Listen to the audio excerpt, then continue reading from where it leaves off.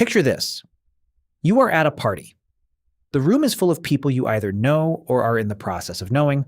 The social atmosphere is fine. You have a drink. The music is at a volume that still allows conversation, and by all objective measures, this is a perfectly pleasant evening. And then someone walks in. You have met this person exactly once before. The interaction lasted maybe 10 minutes.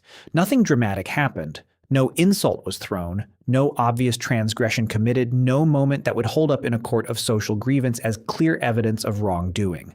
And yet the moment you register their presence across the room, something shifts in your internal state that is unmistakable. A subtle tightening, a faint increase in alertness, a background process that your brain has quietly initiated that is monitoring this person's location in the room with a consistency it is not applying to anyone else present. You do not like this person. You cannot fully explain why. If pressed, you would produce a list of reasons that sound slightly thinner out loud than they felt in your head. Something about the way they talked over you, something about their energy, something about a comment they made that was not quite offensive enough to call out, but that sat wrong in a way you are still processing. None of these explanations feel entirely adequate. The dislike feels bigger than its stated causes. It feels, in a word, disproportionate. And here is the thing. It almost certainly is disproportionate, because the dislike you are experiencing is not purely a rational response to 10 minutes of mildly irritating behavior. It is the output of a social evaluation system that has been running since before you were born, shaped across hundreds of thousands of years of human social life. And that is making calculations that extend well beyond the conscious reasons you can articulate. The 10 minutes of party interaction is the input. The dislike is the output, and between those two things is a great deal of cognitive and neurological machinery that most people never examine because the output arrives feeling like a simple reaction rather than the result of a complex process. So here's the real question. Why do we dislike some people? Not in the obvious cases. Not the person who actively wronged you, not the colleague who took credit for your work, not the ex who did the specific thing that still makes your jaw tighten when you think about it. Those cases have clear causes. The interesting question is the less obvious one: why dislike arises so quickly, sometimes from so little, why it persists so stubbornly, why it feels so certain even when its justification is thin, and what the machinery running underneath the conscious experience of disliking someone actually consists of. The answers are more interesting, more personal, and more applicable to your actual daily social life than most people expect. Start with the speed. One of the most consistent and most surprising findings in social psychology research on person perception is how fast social evaluations form and how stable they are once formed. Studies presenting people with photographs of strangers for fractions of a second, exposures too brief for conscious processing, and asking them to rate those strangers on dimensions including trustworthiness, competence, and likability produce ratings that correlate significantly with the ratings produced by people who study the same photographs for as long as they want. The snap judgment and the considered judgment are more similar than they should be if the considered judgment were doing anything the snap judgment was not. More striking, these rapid evaluations, formed from photographs, from brief video clips, from the first few seconds of a voice heard on audio, predict real-world outcomes with uncomfortable accuracy.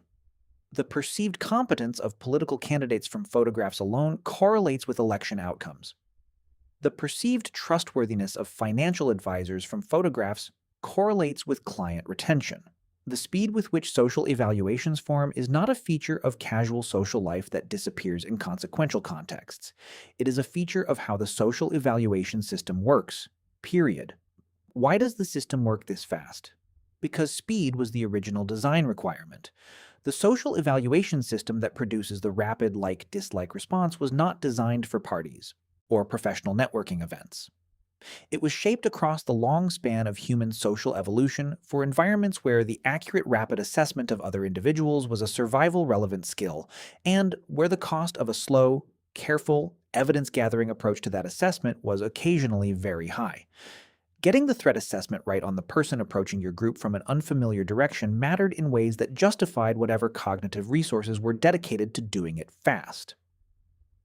The modern version of this ancient threat assessment apparatus is running on inputs it was not specifically calibrated for: party guests, colleagues, strangers on the internet, and producing outputs that have the same felt certainty as the outputs it would have produced for high stakes assessments in ancestral environments. The dislike feels definitive because it was designed to feel definitive. The system does not naturally generate outputs qualified with, "but I might be wrong and should gather more data." It generates a verdict. This is the first piece of the machinery. The social evaluation system runs fast, runs with high confidence, and runs on less information than its outputs imply. Every social dislike you have ever experienced began with this system producing a rapid evaluation that subsequent experience and reasoning then either confirmed, modified, or, much less often than you might expect, fully reversed. Now move to the question of what triggers the negative evaluation in the first place, because this is where the content of the dislike becomes interesting rather than just its speed. The range of triggers for interpersonal dislike is enormous. Individual differences in what produces negative social evaluation are substantial, and what makes one person intensely dislikable to one individual may be entirely neutral or even appealing to another. But underneath the individual variation, research on the consistent triggers of interpersonal dislike reveals patterns that are considerably more systematic than personal preference alone would produce.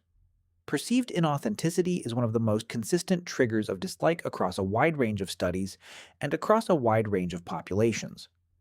When people describe why they dislike someone, some version of "something felt off," "they seemed fake," or "I didn't trust what they were presenting" appears with remarkable frequency.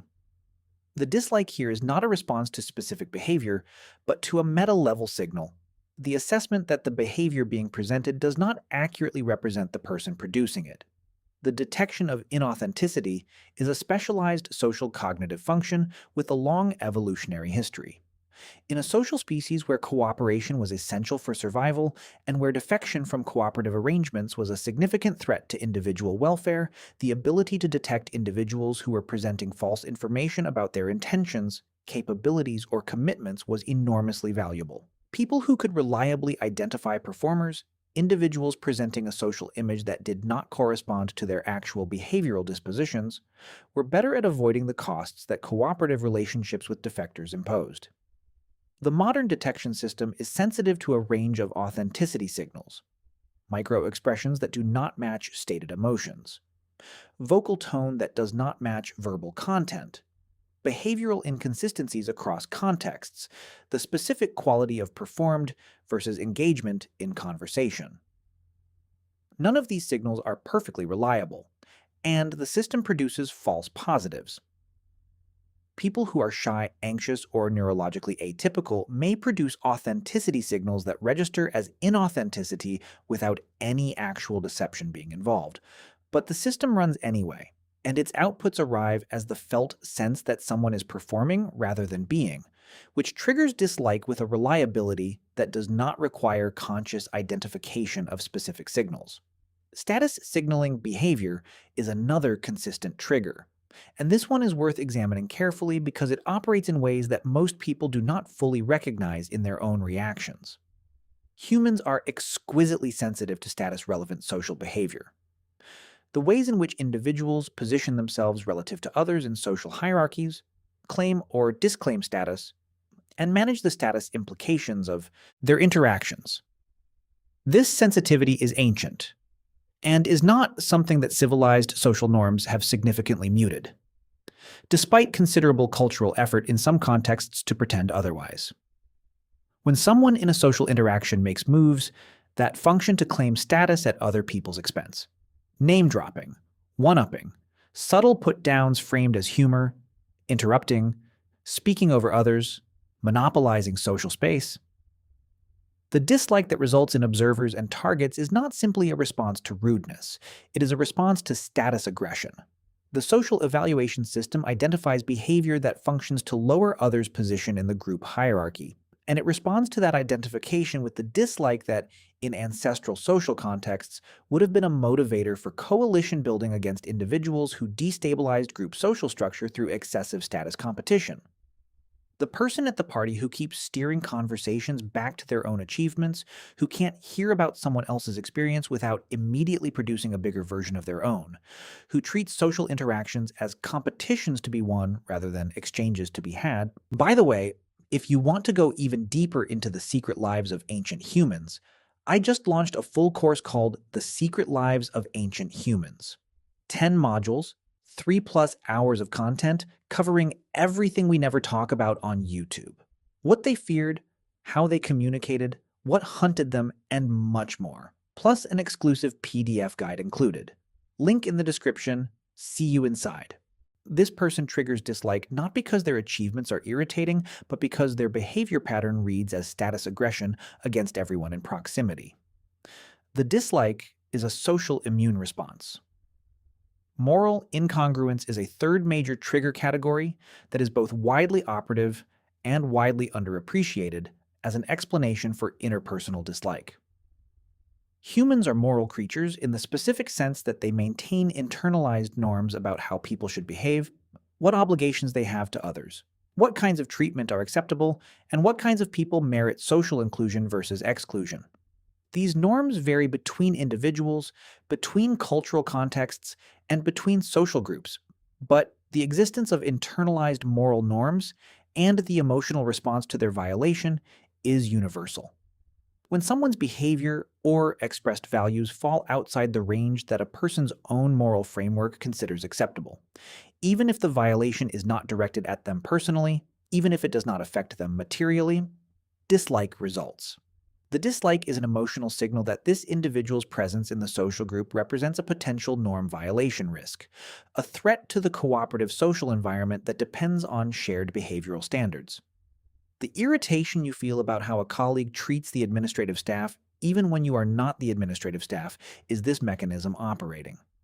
The moral incongruence trigger is particularly interesting because it explains why dislike can arise from witnessed behavior that has no direct impact on the observer.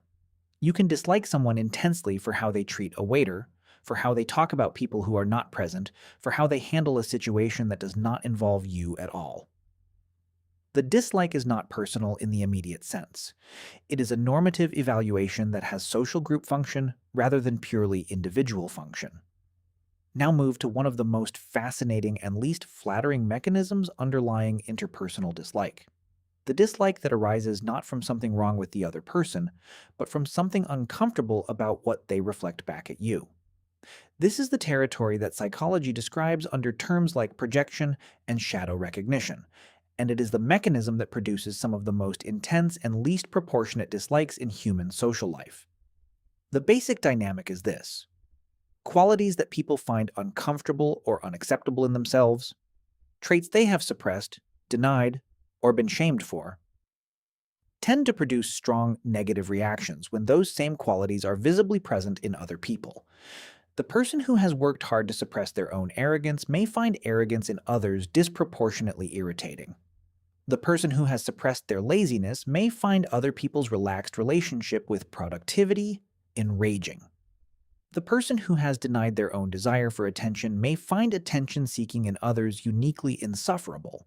The intensity of the dislike in these cases is a measure not of how offensive the quality actually is, but of how much internal effort the observer is expending to keep the same quality in themselves out of awareness. The irritation is in part the cost of that suppression becoming briefly visible in a context that makes denial harder. The other person is not doing anything to the observer directly. They are existing in a way that makes the observer's own internal landscape more uncomfortable, and the dislike is the result. This mechanism explains something that most people have noticed in their social lives without having language for it: the particular intensity of certain dislikes. The sense that a specific person gets under your skin in a way that their actual behavior does not seem to fully justify. The observation that the people who annoy you most are sometimes doing something you would never admit wanting to do yourself. If you find yourself unable to explain why someone bothers you so much, and the qualities you identify when you try to explain it are ones you theoretically have no stake in either way, this mechanism is worth examining. Uncertainty and unpredictability constitute another significant trigger that is both underappreciated and extremely consistent. Human social cognition is heavily invested in predicting other people's behavior.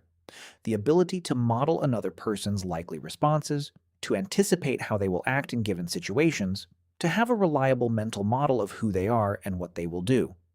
This predictive function is central to social navigation and to the trust that makes social cooperation possible. People whose behavior is unpredictable, who seem to operate without clear or consistent motivations that can be modeled, who produce social surprises regularly, these people are disliked even when their specific behavior has not been harmful, because unpredictability itself is threatening to the social prediction system. The dislike is not a response to what they have done. It is a preemptive response to the inability to model what they might do, which the social nervous system experiences as elevated risk.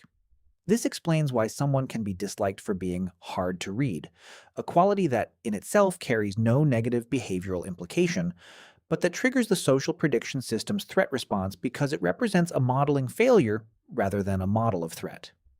The system does not distinguish between "I cannot predict this person because they are dangerous" and "I cannot predict this person because they are unusual or complex." It responds to the modeling failure itself. Social comparison discomfort is another mechanism that generates dislike in ways that most people find uncomfortable to acknowledge because acknowledging it requires honesty about envy. People whose success, capabilities, attractiveness, or social position exceeds one's own in domains that one personally values produce a social comparison experience that, depending on how it is managed, can generate either admiration or dislike. The dislike version, sometimes described as resentment, sometimes as finding the successful person arrogant or insufferable, is frequently the product of the social comparison itself rather than of anything the person has actually done.